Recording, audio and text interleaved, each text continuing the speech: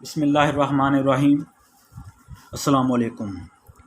आज की वीडियो में हम कार्बोहाइड्रेट्स की बात करेंगे। देखें, जो कार्बोहाइड्रेट्स हैं, प्रोटीन्स होते हैं, लिपिड्स होते हैं, ठीक है, ये सारे के सारे एनर्जी के सोर्स के तौर पर यूज़ होते हैं। ठीक है, तो आज कार्बोहाइड्रेट्स को देखेंगे।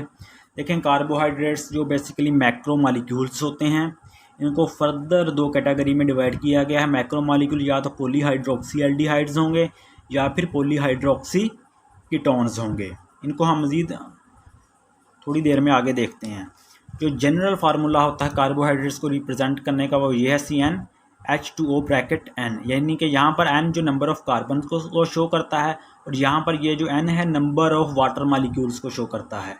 देखें, कार्बोहाइड्रेट्स पौधों में फोटोसिंथेसिस के अमल के ज़रिए सूरज की रोशनी और सब्ज़ पिगमेंट्स क्लोरोफिल की मौजूदगी में कार्बन डाइऑक्साइड और पानी से बनते हैं। जैसा कि ये है, कार्बन डाइऑक्साइड और वाटर रिएक्ट करते हैं सनलाइट की प्रेजेंस में और क्लोरोफिल की प्रेजेंस में, ये ग्लूकोज बनाते हैं जो कि कार्बोहाइड्रेट्स है, और ऑक्सीजन बनाते हैं।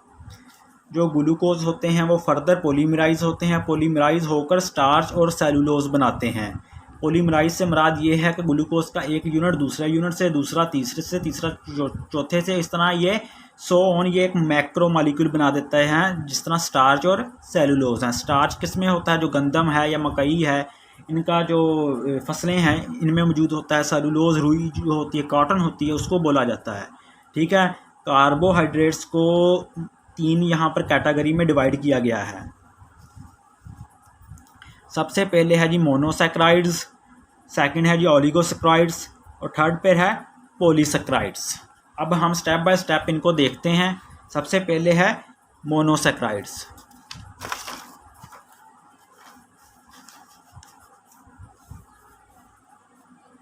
देखें, जो मोनोसैक्राइड्स होते हैं ये आम शुगर्स होती हैं। ठीक है, ये आम शुगर्स हैं जिन्हें हाइड्रोलाइज्ड नहीं किया जा सकता। मोनोसैक्राइड्स क्या हैं? आम शुगर हैं जिन्हें हाइड्रोलाइज्ड नहीं किया जा सकता। ये 3 से 9 कार्बन एटम्स पर मुश्तमल होते हैं। ठीक है, इसलिए इन्हें इनके मॉलिक्यूल्स में मौजूद कार्बन एटम्स की तादाद की बना पर ट्राइओसिस, टेट्राओसिस, पेंटाओसिस और मज़ीद क्लासेस में तकसीम किया जाता है। अहम जो मोनोसैक्राइड्स हैं वो ग्लूकोज है और फ्रुक्टोज है। ठीक है, ग्लूकोज एक पेंटाहाइड्रोक्सी एल्डिहाइड है, ये एल्डिहाइडिक ग्रुप है, और इसी तरह जो फ्रुक्टोज है ये पेंटाहाइड्रोक्सी कीटोन है, ये कीटोनिक ग्रुप है। ठीक है, इन दोनों का जो फार्मूला होता है वो सेम होता है, C6H12O6, यानी कि मॉलिक्यूलर फार्मूला सेम होता है लेकिन स्ट्रक्चर डिफरेंट होता है। ठीक है, जो मोनोसैक्राइड्स होते हैं ना, ये बेसिकली वाइट क्रिस्टलाइन सॉलिड्स होते हैं। ठीक है ना, मैं इधर लिख देता हूँ, ये जो है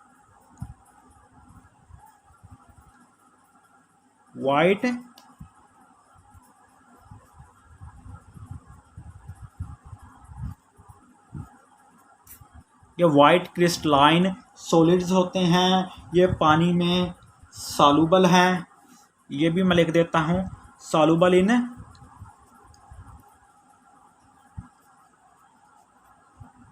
वाटर।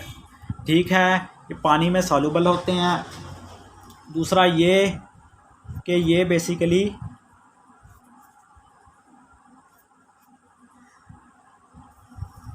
इनका जो जायका होता है ना वो मीठा होता है।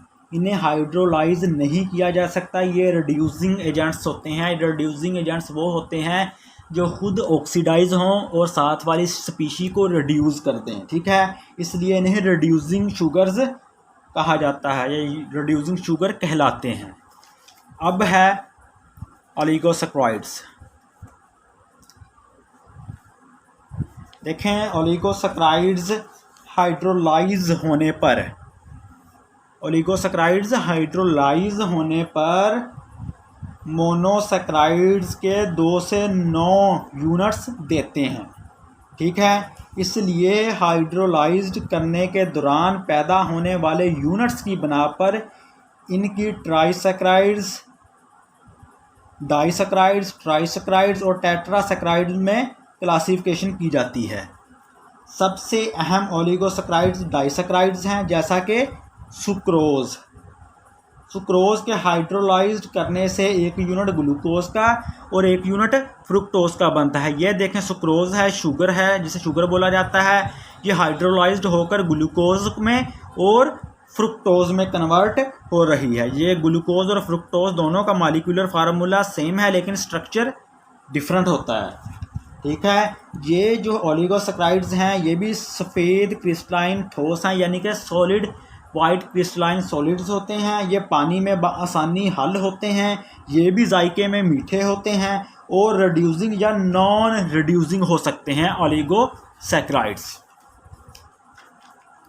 इसके बाद है जी पॉलीसैकराइड्स। देखें जो पॉलीसैकराइड्स हैं ये मैक्रो मॉलिक्यूल कार्बोहाइड्रेट्स हैं। ठीक है, जो सैकड़ों से हज़ारों तक मोनोसैकराइड्स पर मुश्तमिल होते हैं, जो सैकड़ों से हज़ारों यूनिट्स तक मोनोसैकराइड्स पर मुश्तमिल होते हैं। पॉलीसैकराइड्स की मिसालें क्या है? स्टार्च है और सेलुलोज है। ठीक है, ये एमार्फस सॉलिड हैं और बेजायका होते हैं, इनका कोई टेस्ट नहीं होता, बेजायका होते हैं और ये पानी में सॉल्युबल नहीं होते बल्कि ये इनसॉल्युबल होते हैं। ठीक है, नॉन रिड्यूसिंग प्रॉपर्टी रखते हैं ये। ठीक है, तो ये चीज़ आपने याद रखनी है। अब हम चंद एक जो सोर्सेज हैं कार्बोहाइड्रेट्स के उनको देख लेते हैं। देखें जो ग्लूकोज है, फ्रुक्टोज है या गलैक्टोज है, ये फल वगैरह हो गई हैं, जो फ्रूट्स हैं, वेजिटेबल्स हैं, जो हनी है यानी शहद है, इनमें मौजूद होती है। जो सुक्रोज है ये गन्ने का जो रस होता है और इसके अलावा फलों में मौजूद होता है।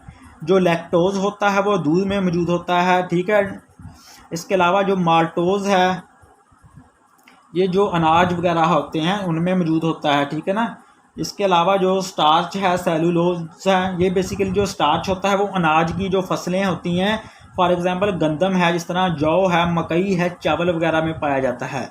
रुई कॉटन एक खालिस सेलुलोज है। ठीक है, हमारे देखें मैं आपको फॉर्मेटिव इन्फॉर्मेशन अब देता हूँ थोड़ी सी। ये हमारा जिस्म है ग्लूकोज की शक्ल में कार्बोहाइड्रेट्स इस्तेमाल करता है। हमारा जो जिस्म है ग्लूकोज की शक्ल में कार्बोहाइड्रेट्स इस्तेमाल करता है। ठीक है, ग्लूकोज कार्बोहाइड्रेट्स का वाहिद कंपाउंड है जो मसल्स एनर्जी हासिल करने के लिए बराह रास्त इस्तेमाल करते हैं। दिमाग को एनर्जी के तौर पर ग्लूकोज की ज़रूरत होती है क्योंकि ये फैट्स को इस मकसद के लिए इस्तेमाल नहीं कर सकता। कार्बोहाइड्रेट्स हमारे जिस्म को एनर्जी मुहैया करने के अलावा मज़ीद फ़ायदे भी फराहम करते हैं। वो कौन कौन से हैं? ये हमारे जिस्म में शुगर लेवल को बरकरार रखते हैं। ठीक है, डाइजेस्टिव सिस्टम में मदद देने वाले जो बैक्टीरिया हैं, बैक्टीरिया को ज़रूरी जो न्यूट्रिएंट्स हैं वो मुहैया करते हैं। ठीक है, ये जो डाइटरी फाइबर्स होते हैं आंतों को ठीक तरीके से काम करने में मदद देते हैं। फाइबर कोलेस्ट्रॉल लेवल को कम करने में मदद देता है और ब्लड प्रेशर कंट्रोल करता है। कार्बोहाइड्रेट्स मसल की क्रैम्पिंग से हिफाजत करते हैं। ठीक है, अब हम थोड़ा सा मज़ीद चलते हैं आगे। देखें जो स्टार्च है, जिस तरह मैंने आपको पहले बताया, ये गंदम है, जौ है, मकई है, इनकी फसलों में मौजूद होता है, यानी कि इनका जो आटा होता है इनमें ये बेसिकली यही होता है ना स्टार्च, जो हम जिस तरह हम कहीं रोटी वगैरह जो खाते हैं या जो फूड वगैरह जिस तरह मकई है, जौ है, गंदम है, इनमें स्टार्च होता है। ठीक है, अब ये हमारी बॉडी में एंजाइम्स की प्रेजेंस में किस में कन्वर्ट हो जाते हैं? अपने सादा यूनिट्स में, यानी कि ग्लूकोज में कन्वर्ट हो जाते हैं। हमारा बॉडी ग्लूकोज को एनर्जी के तौर पर फिर इस्तेमाल करता है। ठीक है, अब ग्लूकोज जो हैं वो हमारी ब्लड में जो है अब्जॉर्ब होते हैं थ्रो स्मॉल इंटेस्टाइन, यानी कि छोटी आंत से ये हमारे ब्लड में अब्जॉर्ब हो जाते हैं और खून की नालियों से होते हुए ये जो है मसल्स तक जाते हैं। फिर मसल्स इनको एनर्जी के सोर्स के तौर पर यूज़ करते हैं। ठीक है, our body use carbohydrates in the form of glucose. ठीक है, कुछ जो होते हैं ग्लूकोज वो ग्लैक्टोज में कन्वर्ट हो जाते हैं और जिगर में यानी कि लीवर में स्टोर हो जाते हैं, और कुछ जो है वो मोटापे का सब बायस बनते हैं, यानी कि वो फैट में तब्दील हो जाते हैं। तो इस तरह आपने जाना कि जो हमारा बॉडी है वो कार्बोहाइड्रेट्स को तो यूज़ करता है, लेकिन किसकी फॉर्म में? ग्लूकोज की फॉर्म में। स्टार्च है, स्टार्च भी आगे ग्लूकोज में कन्वर्ट होते हैं। आगे फिर हमारे जो बॉडी है यानी कि जो हमारा ब्लड है उसमें ये जो ग्लूकोज है ये यूँ कह लें कि अब्जॉर्ब होता है, मसल्स तक जाता है, मसल्स इन्हें एनर्जी के सोर्स के तौर पर यूज़ करता है। फिर ये कुछ जो ग्लूकोज है ये ग्लैक्टोज में हमारे लीवर में, हमारे जिगर में स्टोर हो जाते हैं, और कुछ जो है ये फैट्स में कन्वर्ट हो जाते हैं, यानी कि मोटापे का सबब बनते हैं। तो ये था जी आज का लेक्चर। होप कि अब आपको इन्फॉर्मेशन मिली होगी इस वीडियो में। अगर आपको ये लेक्चर पसंद आए तो इसे शेयर कीजिएगा और मेरे चैनल को सब्सक्राइब लाजमी कीजिएगा। शुक्रिया।